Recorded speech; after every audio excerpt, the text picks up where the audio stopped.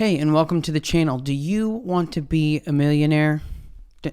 Don't answer it. You clicked on this video. I already know you do. Today, I'm going to be sharing with you the secret sauce for us average Joes to become millionaires.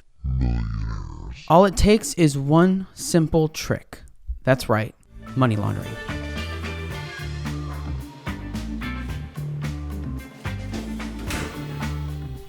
No.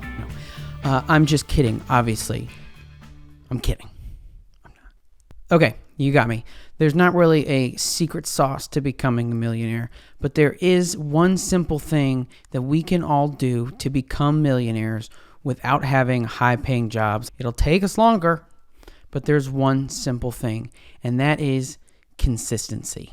That's right, the secret is out. The key to becoming a millionaire for those of us who don't have high incomes is being consistent with our savings and investing. That's it. You now hold the key to the castle. So let's talk about some logistics. Consistency won't make you rich overnight, but it is a surefire long-term path to financial success. Depending on your income, it may take you longer than others, but we don't have to be doctors, lawyers, or CEOs to get there. While this may sound incredibly simple, and frankly that's because it is, that does not mean that this is easy. Consistency requires discipline, and without discipline, you're not going to be able to be consistent, and you're just not going to be able to get there. It can be especially difficult in the beginning when you're just not seeing the results of your efforts, and it can be really hard to stay on that path. Trust me, I know, I've been there, I am there, but you have to stay consistent, stay the course, and you will get there. Quick example for myself, I started contributing to a 401k about a year and a half ago through work. I put about $160 a paycheck into this 401k. After a couple months, it really felt like, what is the point? There's a couple $100 in there. Why would I even bother continuing? But it gets taken out of my paycheck. It was easy. I said, I'm going to stay consistent. A year and a half later, there is now $13,000 in that account.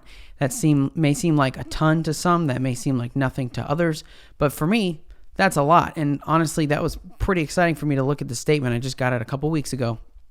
Look at that and see there's $13,000 in a year and a half. That's awesome. I'm so pumped about that, and it's really awesome to see the benefits of being consistent. Now, in fairness, 2020 was an incredible year for the stock market, so that is certainly part of it. And my employer does match a certain percent of what I put in there. However, I think the point still stands that consistency is important, and consistency really does pay off. A quick side note, if your employer offers any type of matching of contributions for retirement accounts, 100% you should take that.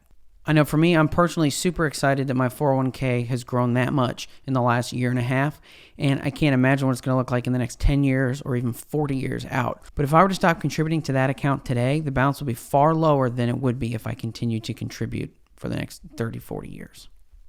Let's take a look at a specific example of the benefits of consistency. So we're going to invest $400 a month into an S&P 500 index fund. We're going to assume a 7% interest rate, which is the average return after inflation of the S&P 500. And we're going to assume that we have nothing saved at this point in time. In just 5 years, we can estimate that you'll have $28,000 saved. It's not $1 million, but it's not bad. Now, let's say you're feeling pretty jazzed after that 5 years and you go, you know what? We're going to keep this up. We're going to continue to contribute $400 a month for the next 10 years. So now we're at 15 years total. At this point, we can estimate that you have $124,000 roughly of investments after 15 years. That's a six-figure portfolio. That's pretty sweet. That is not bad at all. Again, not $1 million, but that's pretty good after 15 years of $400 a month. You're killing it. If you keep that up for a total of 41 years, you will have $1 million.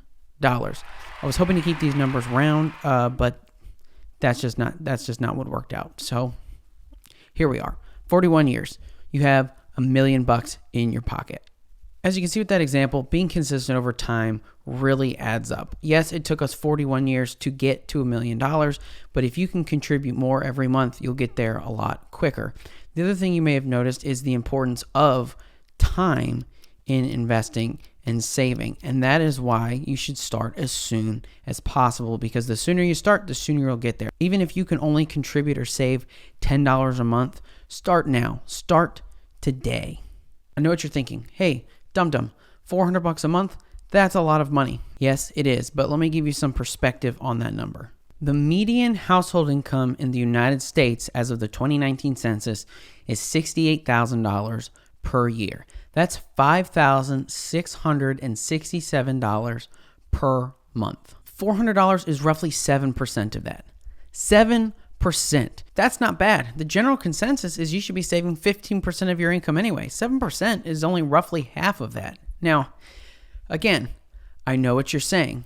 Dude, $68,000 is a lot of money. It may be the median, but still, that's a lot. Okay, I hear you. Let's do it again, but we'll talk about with $40,000 a year. If you make $40,000 a year, that's roughly $3,333 per month. If you were to contribute $400 a month, that's 12% of your pre-tax income. 12%. Again, we're still 3% under the 15% benchmark anyway.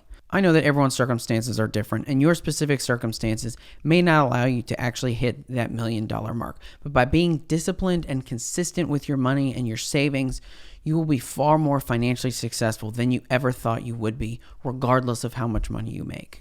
The final thing I want to talk about when it comes to consistency is that being consistent with your money not only helps you build a better future for yourself, but it also helps you build better money habits. This habit will help carry you to financial success. If you're used to and you've made a habit of saving $100 a month and your income increases, it'd be nothing for you to just increase it to $150 a month. You're used to saving, or $200 a month, $300 a month, depending on how much your income goes up. So as you go through your life and your career and make more money, you've already developed that habit, so you won't get that income creep that so many people get and fall into patterns of debt where they make more money, they spend more, and then they have more debt. And then they're, oh, if only I made more money, I could get out of this. And they make more money and they fall back on the spending habits that they already had, and it just spirals more debt, more debt, more debt, more debt. Whereas if you build that habit of being consistent with your money and your savings, you'll be able to avoid that altogether and just increase how much you're saving, and you'll be that much better off for it as you go through your life. I started building this habit in college. I didn't have any money, but I was able to consistently save about $30 a month. $30 a month is not a lot monetarily, but after I got out of college and started working and my income increased, I was able to just transfer that same habit, but with more money in my pocket. So I just increased how much I was saving proportionally and didn't think twice about it. And that has benefited me so much over the last couple of years. Even if you're really young and your only income is an allowance or you just don't make that much money, do whatever you can. Even if it's $10 a month, start being consistent and start building that habit and just up it when you can. Admittedly, saving $10 a month would take more than most people's lifetimes to hit $1 million, but in this case, it's a starting point. Also, not for nothing, but $10 a month invested at 7% over 100 years is $1.5 million. So again, 100 years is more than most people's lifetime, but maybe you start a trust and build wealth for future generations. That's not a bad legacy to leave behind. And with that, we have reached the end of this video. If you have not been consistent with your finances, pick one financial goal that you have that is measurable and contribute to it perfectly consistently for 6 months.